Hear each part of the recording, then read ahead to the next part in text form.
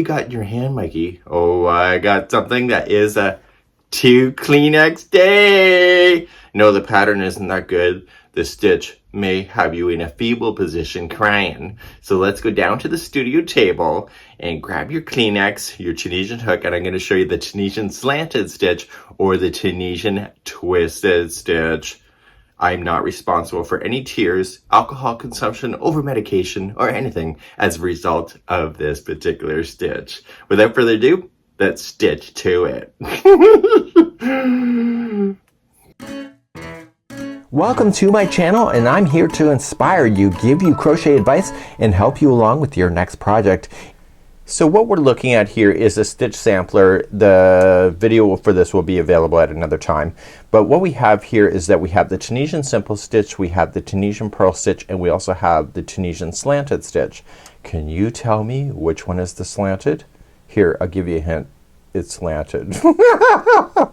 This is going to be your nemesis of Tunisian. Whoever created this owes you a box of tissues. When you start something like this, the twisted or the slanted stitch that you see here could be very much a deal breaker and may make you quit. I have to tell you though, once you get started on this particular stitch and understand it and also the tension with it, it becomes a lot easier. I'm not saying that will happen to you, but for me that's what my story was, and that's what I'm going to stick to.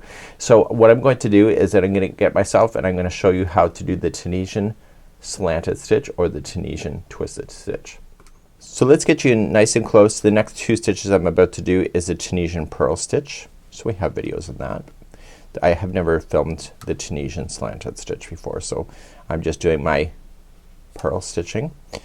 And I'm going to tell you a few things that when the slanted stitch is worked in combination with the simple stitch, it actually causes this particular detail to happen. Isn't that neat? So I'm going to Tunisian simple stitch the next one, and then this one here is the Tunisian slanted stitch or the twisted stitch. And how you access that, and I'll try to do it in one take, is that you're just gonna take the hook and you're gonna leave the yarn in behind, and you're going to hook that, and you're gonna continually rotate it so that the hook goes up underneath like this, and then you yarn over, pull through. And what you've done is you've caused the stitch to twist, okay, and it causes the vertical bar to be up on a slant. So if I was to do that again, so watch, you hook it and you keep twisting up like this. I'm making this look so easy.